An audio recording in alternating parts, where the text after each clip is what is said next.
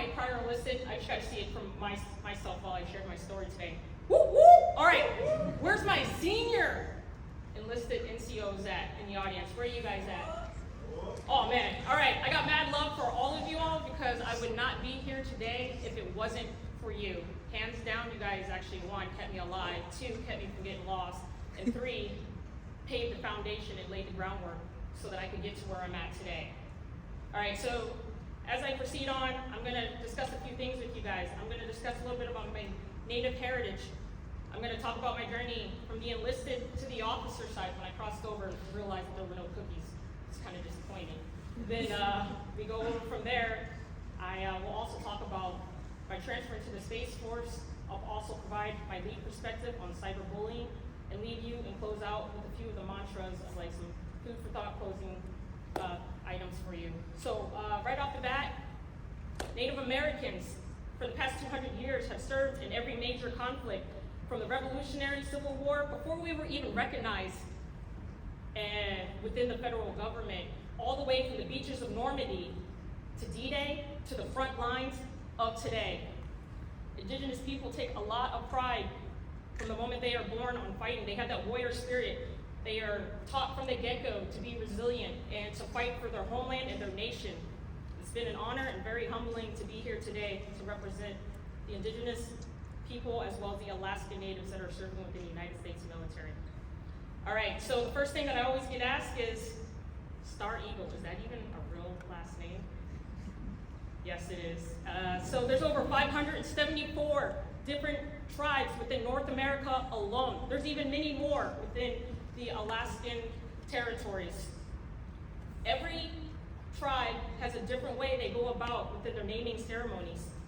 For mine, as I told my dad the first time he told me, I thought it sounded like a Disney Pocahontas movie scenario. And I was like, you gotta be kidding me. But it happens. We all have our different ways, and they may be becoming, when you're transitioning, becoming of like a man, becoming of a man, women transitioning as they're going through, you know, the puberty stage. It could be a hunt. It could just be from the get-go, from when they're born. And as for me, mine happened, but I was actually nameless for the first 3 days with my indigenous name. Every indigenous person is given their government last name. So if you meet one and they say they don't have one, they do have one because their government needs it for tracking and consensus purposes. August of 1985, I was born. My father, the chief of our tribe, the Matinecock tribe in Long Island, took me out as a baby with our shaman of our tribe. The shaman went out on a vision quest, and he came back between 48 and 72 hours later and told my father, your daughter, the first half of her last name, she is destined for the stars. They proceeded onward, and then my father said they had a fire, and the shaman held me up over the fire, and he said, whatever comes out of the fire is what the last half of your daughter's name will be. And that, when he held me up, an eagle soared over all of the tribal council members and the chief and the shaman. And that is how, my friends, I ended up with the last name, StarEagle. Comes in full circle right there. So that's how I got my last name. My first name, Haida. I know everybody sees it and they're like, it's pronounced Haida, StarEagle. And I was like, no, yes, that's true. You can find it in Britannica Encyclopedia. It is the name of the Haida Indians off the Port St. Charles in Alaska. But as most indigenous people, we like to add a little swag to some of the names and stuff. So my father was like, we're going to pronounce it Haida. So that's my name right off the get-go. All right, when I was in 4th grade, I met an astronaut Mike Mullane, and he told me, and he knew, upon our discussions, that I wanted to become an astronaut just like him. I wanted to have some sort of successful career within NASA or space. And I asked him one thing, and I said, hey sir, how do I get to become like you? And he told me, attention to detail. That was the first time that I heard it. And he said, being able to identify and pay attention to those details and micro-focus will set you apart from your peers. You will go from average to above average. And with micro-focus, you will stay focused on achieving your goals in life. And that was the game-changing of my moment in my life when I realized I was going to do whatever it took, not at the expense of others, by the way, to become either an astronaut or work within the space industry. 2004, I joined the military, And I was like, I'm gonna become a space systems enlisted member. The Air Force had other plans. They made me command post. Alert, direct, report. Alarm red, Mach 4, you've heard it all before. I'm that giant voice in the sky. I became sometimes, whoop whoop! I became sometimes that most beloved person to get the information out, but also the most hated at 2 o'clock in the morning when you heard those sirens going off and the alarms. As I went through that transition from airman all the way to tech select for those 11 and a half years as command post, my heart really does reside as a Mustang because the senior NCOs that are here today, a lot of them were staff sergeants and tech sergeants that took it upon themselves to show me the way of those skill sets that are highly coveted and needed between being empathetic, being transparent, giving people back your time, as well as paying it forward for everything that I went through and every stupid mistake that I ever made. They showed that empathy and didn't try to end my career in any capacity. Instead, they were like, this is a learning experience. And knowing that I was afraid to fail, that was one of my weaknesses, they showed me that it was okay and it was lessons learned that we could not grow. They empowered us. They empowered me because they always sat there and were like, this is what we can work on. And so that meant a lot for me, and that was something that I took on. But they also really, really focused on, as senior NCOs, you guys always showed me taking accountability and taking care of your people. Because if you take care of your people, they will take care of you. And that was something that is really near and dear to my heart, even as a leader today. So in 2015, I had a few chiefs and a couple of master sergeants that told me that they saw that I was getting kind of lost in my way, that I seemed down, and that I wasn't really living up to my full potential. They asked me why, and I said, hey, I don't know how to go about becoming, an astronaut or even working within the space industry. And ironically, in August of 2015, the Air Force announced the Senior Leaders Enlisted Commissioning Program, TAC-O, which is a very competitive program in which the top 15 Air Force senior leaders can select 15 airmen from the force of 450K at the time to direct commission. And it was through that I was selected by the Chief Master Sergeant of the Air Force, Chief Goldfein, Chief Master Sergeant, Chief Staff of the Air Force, Chief Goldfein, General Goldfein, and then Chief Cody at the time. They both called me at the Pentagon while I was at the JCN2 course in Offutt Air Force Base, which was pretty cool to get that call. So they told me I was going to direct commission. I was going to skip the OTS board. From there, I went back to my home station and I talked to my 2-star. And I said, sir, I get 3 choices. And he said, you get 1. I said, why? And he said, because you overanalyze literally everything, we're putting you straight into intelligence.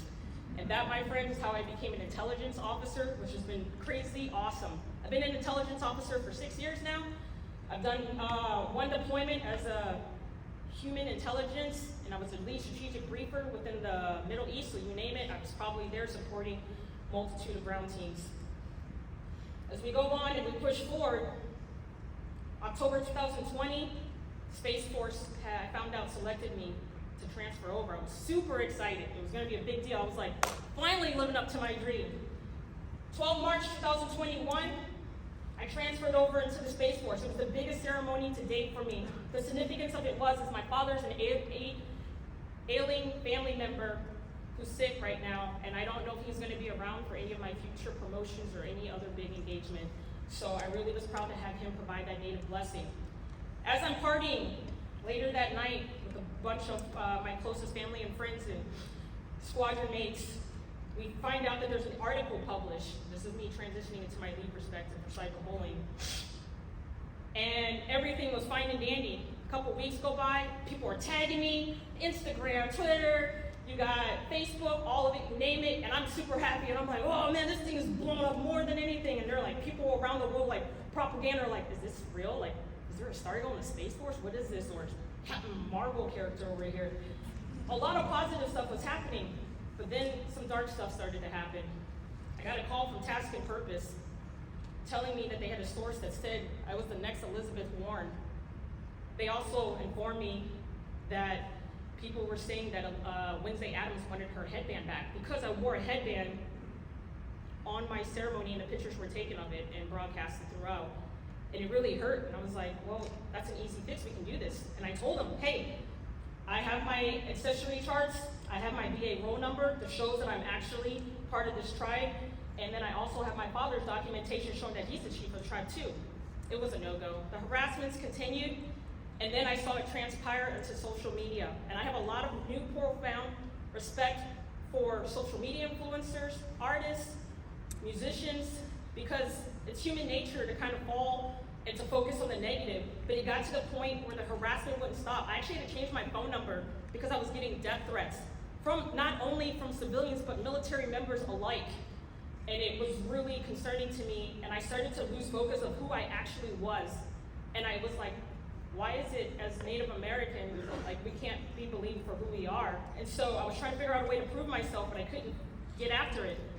I got so depressed, and I was crying, I had insomnia, that I had my chief, and I had my first shirt, my master sergeant, and my commander one day just see me, and they're like, the squadron's not popping like it usually is, you know, we're not having fun, the morale, they're like, your section is like, their morale is falling in your section, you're usually keeping them up and happy.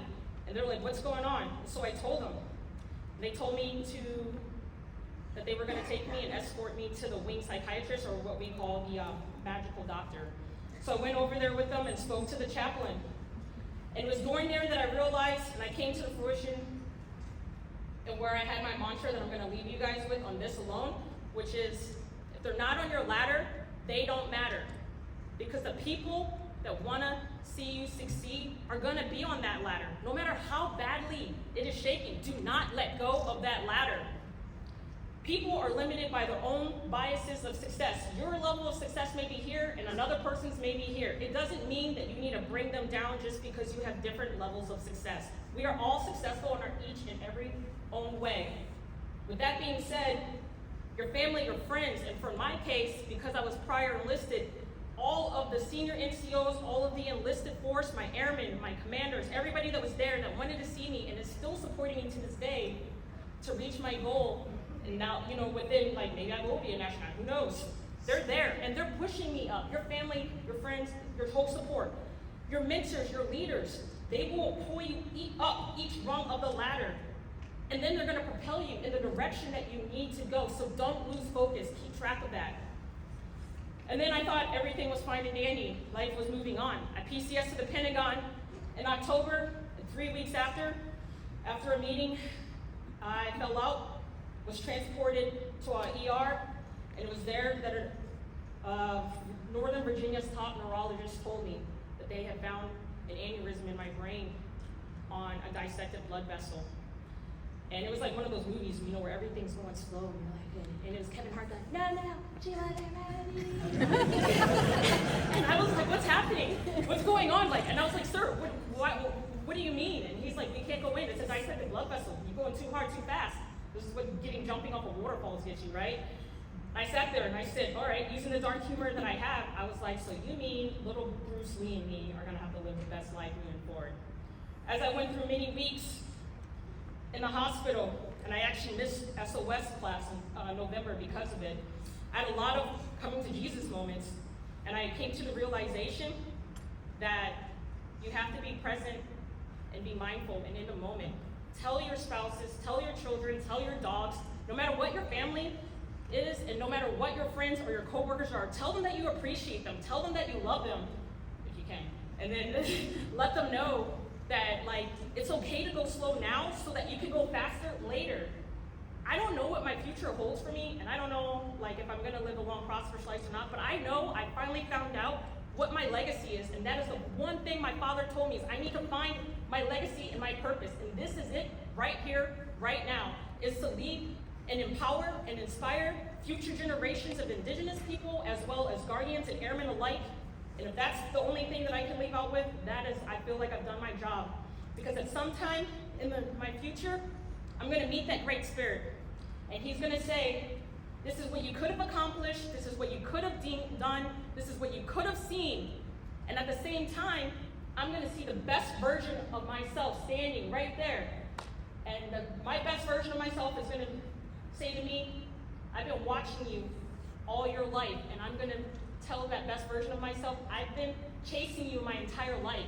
We are gonna reunite, and it's gonna be like At that moment in time, I will realize that I have maximized every decision that I've made in life. I have lived my life with no regrets, and I will continue to do so.